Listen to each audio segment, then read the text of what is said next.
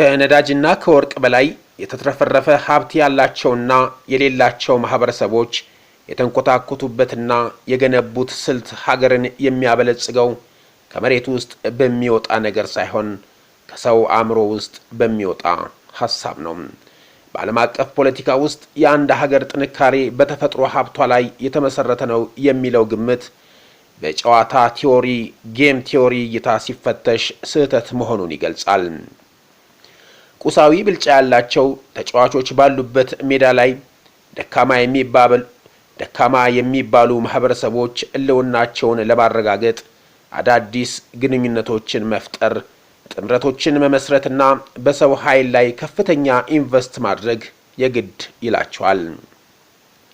እጥረት ማህበረሰቦች ለእውቀት ለዲሲፕሊንና ለረጅም ጊዜ ዕቅድ ዋጋ እንዲሰጡ የሚያስገድድ ታላቅ መምህር ነው። መትረፍረፍ መረጋጋትንና በራስ መርካትን ሊያመጣ ቢችልም እጥረት ግን ጥንካሬንና ስልታዊ ግንዛቤን በመውለድ ለስልጣኔ እድገት የጥድፊያ ስሜት ይፈጥራል። ማህበረሰቦች ለእጥረት የሚሰጡት ምላሽ ለስኬታቸው ወሳኝ ሚና ይጫወታል። አንዳንዶች በወረራና በብዝበዛ የአጭር ጊዜ ጥቅም ቢፈልጉም በጊዜ ሂደት ግን በትብብር በትምህርትና በቴክኖሎጂ ላይ ኢንቨስት የሚያደርጉ ስርዓቶች የበለጠ ዘላቂ እድገትንና መረጋጋትን ያመጣሉ።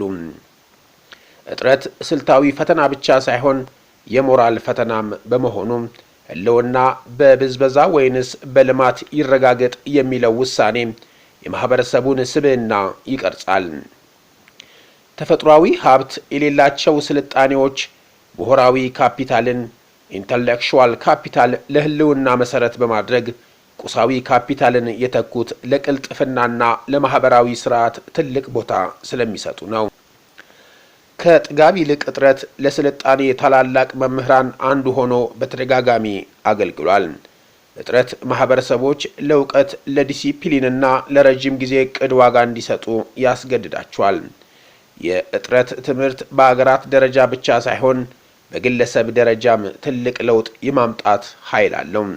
ትምህርት ቤት ውስጥ የመማሪያ መጽሐፍት እጥረት በመኖሩ መረጃዎችን በእጅ ለመገልበጥ መገደድ በፍጥነት የማንበብንና ለዋና ዋና ነጥቦች ቅድሚያ የመስጠት ስልታዊ ክህሎትን ለማዳበር ይረዳል። የተትረፈረፈ ሀብት ቢኖር ኖሮ ላናዳብራቸው የምንችላቸው እነዚህ የህልውና መሳሪያዎች ገደቦች ብዙውን ጊዜ እድገትን እንደሚያፋጥኑ ያስተምሩናል። በአሁኑ ወቅት በኢትዮጵያ የሚታየው የዲጂታል መፍትሄዎችና የፊንቴክ እንቅስቃሴዎችም ከውስን ሀብት ተነስተው አዳዲስ እድሎችን የመፍጠር የመፍጨርጨር ሆስትሊ ባህል ማሳያ ናቸው። የአንዲት ሀገር ዕጣ ፈንታ የሚወሰነው በመነሻ ሀብቷ ሳይሆን ለገደቦቿ በምትሰጠው ስልታዊ ምላሽ ላይ ነው። በረጅሙ የስልጣኔ ጨዋታ ውስጥ ወሳኙ ሀብት ነዳጅ ወይም ወርቅ ሳይሆን በጫና ውስጥ የመማር የመላመድና አብሮ የመስራት የሰው ልጅ አቅም ነው። እጥረት ለሰው ኃይል ካፒታል መነቃቂያ መሳሪያ በመሆኑ መከራን ወደ ፈጠራ የሚቀይሩ ማህበረሰቦች አስደናቂ ስኬት እንዲያስመዘግቡ ይረዳቸዋል። መላመድ የማይችሉት ግን ተጽዕኖዎችን ለማስቀጠል የሚታገሉ ሲሆን ፈጠራን የመረጡት ግን የተፈጥሮ ሀብት በሌለበት ምድረ በዳ ላይ ታላቅ ስልጣኔን መገንባት ይችላሉ። ከተፈጥሮ ሀብት ያልተጠቀሙ ነገር ግን እጅግ የበለጸጉ ሀገራት ታሪክ በጣም የሚያስተምር ነው። ብዙ ሰዎች ሀገር እንዲበለጽግ ነዳጅ፣ ወርቅ ወይም አልማዝ እንዲኖር ያስፈልጋል ብለው ያስባሉ። ግን የዓለም እውነታ ይህን አይደግፍም። ብዙ ከፍተኛ ኢኮኖሚ ያላቸው ሀገራት ትልቅ የተፈጥሮ ሀብት ሳይኖራቸው በሰው ኃይል በእውቀትና በትክክለኛ አመራር ብቻ ተጠናክረው ተለጥፈዋል።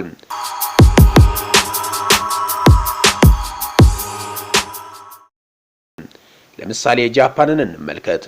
ጃፓን ከተፈጥሮ ሀብት አንጻር በጣም ደሃ ናት። ነዳጅ፣ ብዙ እርሻ መሬት ወይም ከፍተኛ የነዳጅ ሀብት የላትም። ከዚህ በላይ ከባድ መሬት መንቀጥቀጥና ተፈጥሯዊ አደጋዎች ብዙ ጊዜ ይከሰታሉ። ነገር ግን ዛሬ ጃፓን ከዓለም ታላላቅ ኢኮኖሚ መሪዎች ሀገራት መካከል አንዷ ናት። እንዴት? ምክንያቱም ሰውን እንደ ትልቅ ሀብት አድርገው ተነሱ። ትምህርትና ዲሲፕሊን፣ አጠናክረው ኢንዱስትሪን አሳደጉ። መኪና፣ ካሜራ፣ ኤሌክትሮኒክስና ቴክኖሎጂን በማምረት ዓለምን መምራት ጀመሩ። ሌላው አስደናቂ ምሳሌ ሲንጋፖር ናት። ይቺ ሀገር እጅግ ትንሽ ናት። የእርሻ መሬቷም አነስተኛ ነው። ነዳጅ የላትም፣ ወርቅ የላትም። ነገር ግን በዓለም ላይ ከፍተኛ ገቢ ያላቸው ሀገራት መካከል አንዷ ሆናለች። እነሱ የመሬት ሀብት አልፈለጉም። ቦታቸውን እንደ ንግድ ማዕከል ተጠቀሙ። ዓለም አቀፍ ንግድ የሚያልፍበት ወደብ ሆነች። የፋይናንስ ማዕከል ሆነች። ሙስናን እጅግ በጣም ቀነሰች። ሕግን አጠናከረች። በዚህ ሁኔታ ኩባንያዎቿ ከዓለም ሁሉ መጥተው እዚያ መስራት ጀመሩ። ደቡብ ኮሪያ ሌላዋ ምሳሌ ናት። ከ45 ዓመታት በፊት በጦርነት የተዳከመችና በጣም ደሃ የነበረች ሀገር ነበረች። የተፈጥሮ ሀብቷ እጅግ አነስተኛ ነበር። ነገር ግን መንግስታቸው አንድ ውሳኔ ወሰነ። ትምህርትና ቴክኖሎጂ ላይ ትኩረት ማድረግ። ዛሬ ሳምሰንግ፣ ሃዩንዳይ፣ ኤልጂ ያሉ ኩባንያዎች ዓለምን ይመራሉ። ከተፈጥሮ ሀብት ሳይሆን ከሰው አእምሮ ሀብት የመነጩ ሀብት ነው። ስዊዘርላንድ አስደናቂ ታሪክ አላት። ብዙ የተፈጥሮ ሀብት አልታደለችም። ነገር ግን የዓለም ታዋቂ ባንኮች በዚያ አሉ። የፋይናንስ አገልግሎት፣ የመድኃኒት ኢንዱስትሪ፣ የሰዓት ሥራ በጣም ከፍ ያለ ጥራት አለው። የእነሱ ሀብት ከመሬት አይመጣም፣ ከእውቀትና ከእምነት ይመጣል። እስራኤልም እንዲሁ ናት። እጅግ ትንሽ መሬት አላት። ውሃ እንኳን አነስተኛ ነው። እንዲያውም ብቸኛዋ የመካከለኛው ምስራቅ ሀገራት ውስጥ ነዳጅ የሌላት ለእርሻ የማይመች በረሃ ምድር። ነገር ግን ዛሬ ስታርታፕ ኔሽን ተብላ ትታወቃለች። በቴክኖሎጂ በሳይንስና በፈጠራ ሥራ ዓለምን ታስደንቃለች። ምክንያቱም አንድ ነው፣ ምርምርና አዲስ ሐሳብን በጣም አጠናክረዋል። እነዚህ ሁሉ ሀገራት የሚያስተምሩን ታላቅ ትምህርት አለ። አንድ ሀገር እንዲበለጽግ ከመሬት ሀብት ብቻ እንዳልሆነ ማሳያ ናቸው። በእውነት ትልቁ ሀብት ሰው ነው። ትምህርት፣ ጥራት ያለው ሥራ፣ ዲሲፕሊን፣ ግልጽ አመራርና ሙስና የሌለበት ስርዓት ከሆነ ሀገር ያለ ነዳጅም ካለ ማዕድንም ሀብታም ሊሆን ይችላል።